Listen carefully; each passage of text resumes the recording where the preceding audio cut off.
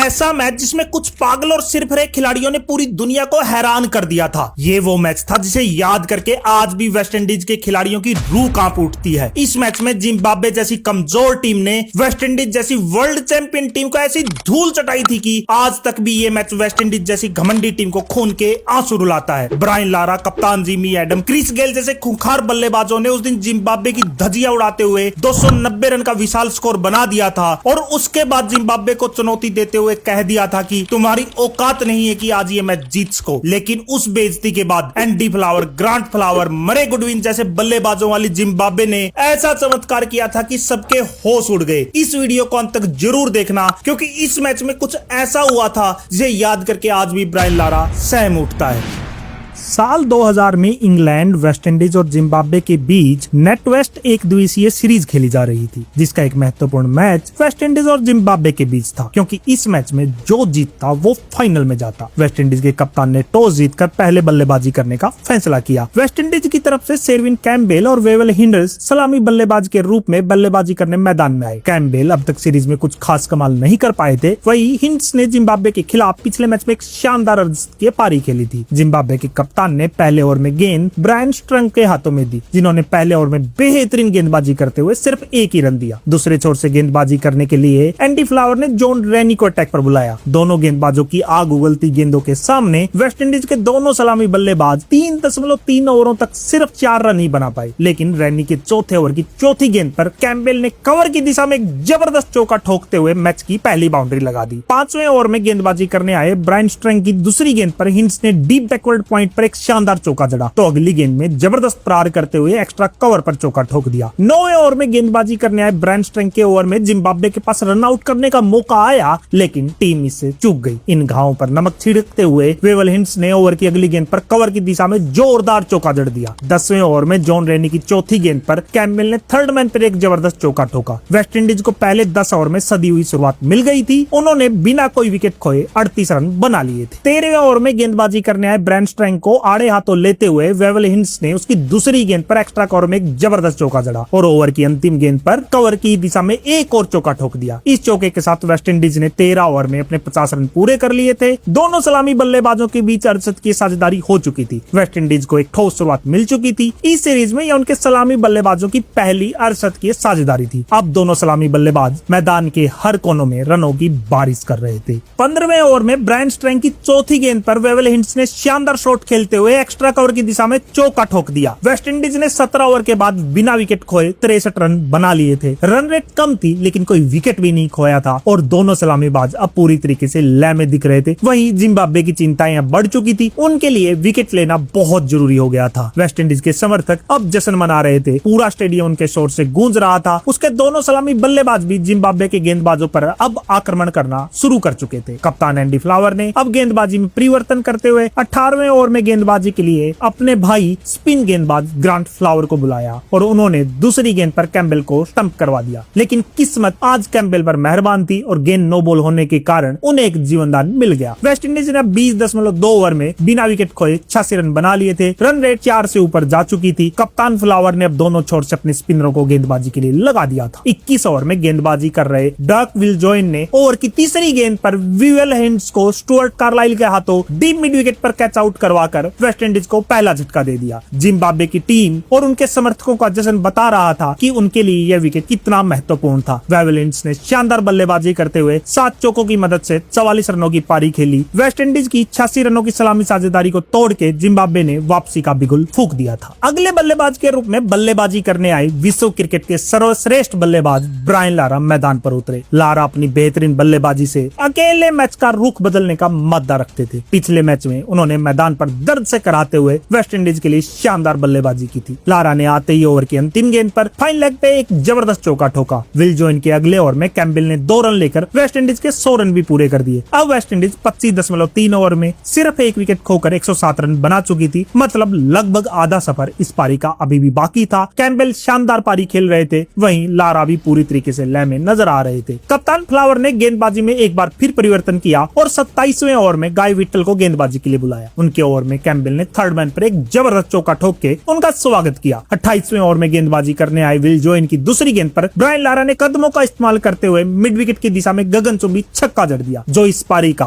पहला छक्का था। अगले ओवर में गाय विटल की गेंद पर सिंगल लेकर कैम्बेल ने अपना अर्धशतक पूरा कर लिया। दोनों बल्लेबाजों के बीच अब अर्धशतक की साझेदारी पूरी हो चुकी थी। विल जॉइन के अगले ओवर में कैम्बेल ने एक्स्ट्रा कवर पर एक शानदार चौका जड़ दिया। इसी के साथ वेस्टइंडीज ने अपने 150 रन भी पूरे कर लिए। दोनों बल्लेबाज कैम्बेल और लारा जिम्बाब्वे के गेंदबाजों को कोई मौका ही नहीं दे रहे थे, बल्कि अपनी शानदार बल्लेबाजी से वेस्टइंडीज को एक बड़े स्कोर की तरफ लेकर जा रहे थे। 38वें ओवर में हिट स्ट्रीक की 5वीं गेंद पर कैम्बेल ने 2 रन लिए, जिसके चलते दोनों बल्लेबाज लारा और कैम्बेल के बीच शतकीय साझेदारी हो चुकी थी। वेस्टइंडीज का स्कोर 37.5 ओवर में सिर्फ एक विकेट खोकर 187 रन हो चुका था। 39वें ओवर में गेंदबाजी करने आए विल जॉइन की तीसरी गेंद पर लारा ने मिड ऑन के ऊपर से जबरदस्त शॉट खेलते हुए चौका लगा दिया। 40वें ओवर में वेस्टइंडीज ने सिर्फ एक विकेट खोकर 200 रन पूरे कर लिए थे। हिट स्ट्रीक के अगले ओवर में लारा ने मिड विकेट पर एक शानदार चौका जड़ दिया। इसी चौके के साथ लारा ने अपना अर्धशतक भी पूरा कर लिया। जिन साथियों ने लारा की बैटिंग देखी होगी उन्हें पता था अब लारा बहुत खतरनाक अंदाज में आने वाले हैं। अर्धशतक पूरा करने के बाद हुआ भी वैसा ही। लारा ने ताबड़तोड़ बल्लेबाजी करना शुरू कर दिया। उन्होंने 41वें ओवर में अपने बल्ले से पूरा हमला बोला। ओवर की दूसरी गेंद पर कदमों का इस्तेमाल करते हुए डीप स्क्वायर लेग पर एक जबरदस्त चौका लगाया। चौका लगते ही विल जॉइन लारा से स्लेजिंग करने लगा, लेकिन ओवर की चौथी गेंद पर लारा ने जबरदस्त प्रहार करते हुए लॉन्ग ऑन पर छक्का ठोक दिया। पूरा स्टेडियम लारा की जबरदस्त बल्लेबाजी से झूम रहा था। वेस्टइंडीज के समर्थकों की आवाज से पूरा स्टेडियम गूंजने लगा था, लेकिन लारा इतने से कहां रुकने वाले थे। उन्होंने अगली गेंद पर डीप मिड विकेट पर एक और जबरदस्त चौका जड़ा, तो ओवर की आखिरी गेंद पर लॉन्ग ऑन पर गगनचुंबी छक्का ठोक दिया। लारा ने विस्फोटक बल्लेबाजी करते हुए डक विल जॉइन की इस ओवर में 22 रन बनाए और बता दिया कि लारा के सामने विल जॉइन अभी बच्चा है। वेस्टइंडीज के दोनों बल्लेबाज अब जिम्बाब्वे के गेंदबाजों की बुरी तरीके से धुनाई कर रहे थे। लारा की विस्फोटक बल्लेबाजी ने कप्तान फ्लावर सहित पूरे जिम्बाब्वे की टीम को चिंता में ला दिया था। जिम्बाब्वे के हाथों से मैच अब फिसल चुका था। दोनों बल्लेबाजों के बीच दूसरे विकेट के लिए रिकॉर्ड तोड़ 150 रनों की साझेदारी हो चुकी थी। वेस्टइंडीज 42 ओवर में सिर्फ एक विकेट खोकर 238 रन बना चुका था। कैम्बेल और लारा दोनों शतक की तरफ बढ़ रहे थे। दोनों बल्लेबाज अब ताबड़तोड़ अंदाज में रन बना रहे थे। वो मैदान के हर कोनों में चौके छक्कों की बारिश कर रहे थे। 43वें ओवर में जॉन रैनी की पहली गेंद पर लारा ने फाइन लेग पर चौका ठोका। अब हर चौके से मैच वेस्टइंडीज की गिरफ्त में आ रहा था। 45वें ओवर में गाय विटल गेंदबाजी करने आई। वेस्टइंडीज ने 44.3 ओवर में अपने 250 रन पूरे कर लिए थे। कैम्बेल ने ओवर की चौथी गेंद पर डीप स्क्वायर लेग पर 2 रन लेकर अपना अर्धशतक पूरा कर लिया। कैम्बेल की पारी इतनी शानदार थी कि पूरा स्टेडियम खड़े होकर उनके लिए ताली बजा रहा था। शतक लगने के बाद अगली गेंद पर कैम्बेल ने डीप एक्स्ट्रा कवर पर चौका लगा के उसका असली जश्न बनाया। वेस्टइंडीज 300 रन के विशाल का स्कोर की तरफ बढ़ रही थी। लारा भी अपने शतक की तरफ बढ़ ही रहे थे। तभी कप्तान एंडी फ्लावर ने विल जॉइन पर एक बार फिर से दांव खेल दिया। यह ओवर अब आर पार की लड़ाई होने वाला था, क्योंकि स्लेजिंग के बाद पिछले ओवर में लारा ने उनके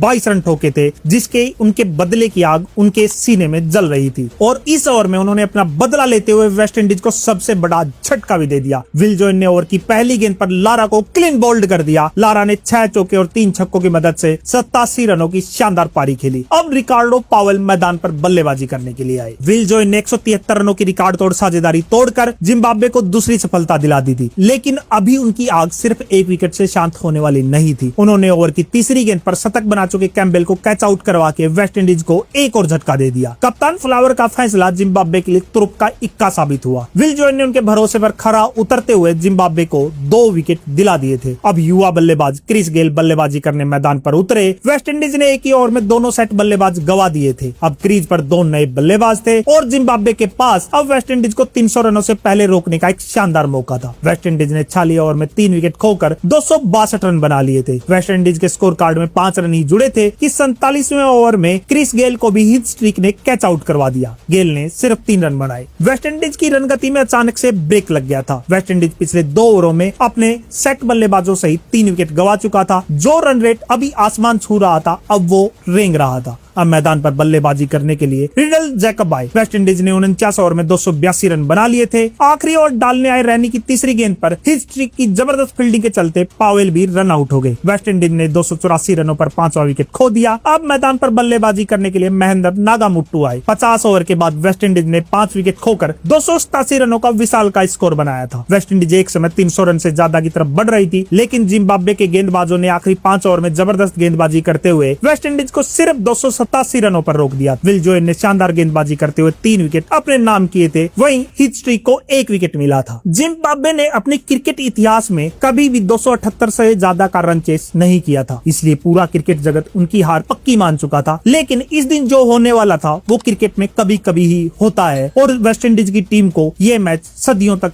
याद रहने वाला था। इसलिए इस वीडियो को अंत तक जरूर देखिए।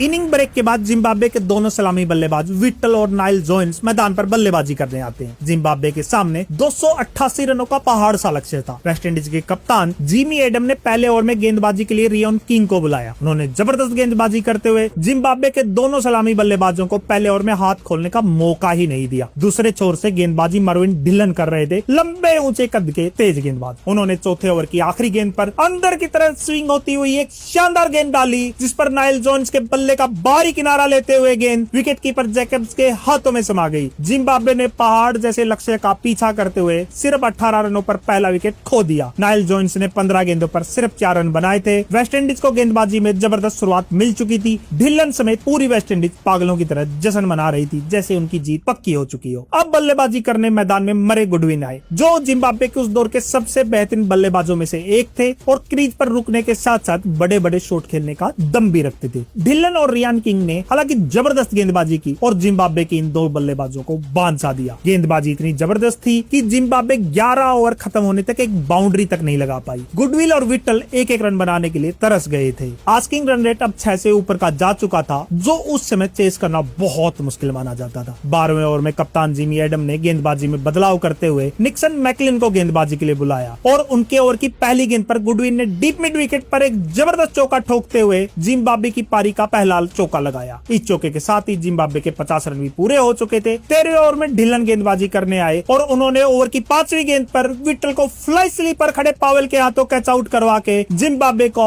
दूसरा झटका दे दिया। सिर्फ 23 रनों पर विट्टल भी पवेलियन में जा चुके थे। इस विकेट के लेने के बाद वेस्टइंडीज के खिलाड़ी बीच मैदान में बेशर्मों की तरह जश्न मना रहे थे। उनका घमंड 7वें आसमान पर पहुंच चुका था, जिसे नॉन स्ट्राइक पर खड़े गुडविन बहुत करीब से देख रहे थे और मन ही मन कुछ अलग करने का ठान चुके थे। गुडविन वेस्टइंडीज के इस नंगे नाच से पूरी तरीके से चिड़े हुए थे। जिम्बाब्वे का स्कोर 13 ओवर में 2 विकेट खोकर सिर्फ 55 रन था। अब मैदान पर बल्लेबाजी करने के लिए एलिस्टर कैम्पबेल आए। पूरे जिम्बाब्वे को उनसे वेस्टइंडीज के कैम्पबेल की तरह एक शानदार पारी की उम्मीद थी, क्योंकि इस सीरीज में एलिस्टर कैम्पबेल शानदार फॉर्म में भी थे। दोनों बल्लेबाज धीरे धीरे जिम्बाब्वे की पारी को आगे बढ़ा रहे थे। पूरी तरीके से अब लय में भी आ चुके थे। ऐसा लगने लगा था जिम्बाब्वे शायद वापसी कर लेगा। 17 ओवर के बाद 2 विकेट खोकर 79 रन जिम्बाब्वे बना चुका था। तभी 18वां ओवर डालने आए मैकलिन के ओवर में दोनों बल्लेबाजों का तालमेल बिगड़ गया और नागामट्टू ने शानदार फील्डिंग करते हुए एलिस्टर कैम्पबेल को रन आउट कर दिया। कैम्पबेल ने 12 रन बनाए और वो गुस्से में बुरी तरीके से गालियां देते हुए मैदान से बाहर जा रहे थे। जिम्बाब्वे ने 79 रनों पर 3 महत्वपूर्ण विकेट गंवा दिए थे। जिम्बाब्वे के लिए जो लक्ष्य पहाड़ सा था वो अब एवरेस्ट की चोटी जैसा हो गया था, जिसे हासिल करने के लिए अब उन्हें किसी अविश्वसनीय कारनामे की जरूरत थी। अब मैदान पर बल्लेबाजी करने जिम्बाब्वे के कप्तान एंडी फ्लावर आए। 20वें ओवर में गेंदबाजी करने आए मैकलिन की तीसरी गेंद पर कप्तान फ्लावर ने डीप बैकवर्ड पर एक शानदार चौका जड़ा। 22वें ओवर में जिम्बाब्वे ने अपने 100 रन भी पूरे किए। अब उनका स्कोर 22 ओवर में 3 विकेट खोकर 103 रन हो चुका था। 23वें ओवर में नागामुट्टू गेंदबाजी करने आए। उनकी दूसरी गेंद पर बैकवर्ड शॉर्ट लेग पर खड़े क्रिस गेल ने जबरदस्त फील्डिंग करते हुए स्टंप पर सीधा थ्रो मार के फ्लावर को रन आउट कर दिया। फील्डिंग इतनी शानदार थी कि फ्लावर को भी विश्वास नहीं हो रहा था। इस जबरदस्त रन आउट से खुश होकर वेस्टइंडीज पागलों की तरह जश्न मनाने लगा था। वो अब इस मैच में अपनी जीत को पक्का मान चुके थे। एंडी फ्लावर के विकेट के साथ ही जिम्बाब्वे की हार पक्की हो चुकी थी, क्योंकि उस दौर में उनका विकेट गिरने का मतलब आधी जिम्बाब्वे टीम का आउट होना था। लेकिन जिम्बाब्वे अभी पूरी तरीके से संकट में था। वो सिर्फ 22.2 ओवर में 105 रन पर 4 विकेट गंवा चुका था। उनके लिए जीत मुश्किल लगने लगी थी, लेकिन नामुमकिन तो अभी भी नहीं थी। अब मैदान पर भाई के आउट होने के बाद उनका दूसरा भाई ग्रांट फ्लावर आया। अब ये जीत वेस्टइंडीज पक्की मान चुका था, लेकिन तभी किस्मत ने गुडविन और जिम्बाब्वे का साथ दिया। 31 पर बल्लेबाजी कर रहे गुडविन का कैच विकेट कीपर जैकब ने छोड़ दिया। उस समय ये साधारण सा एक कैच ड्रॉप लगा होगा,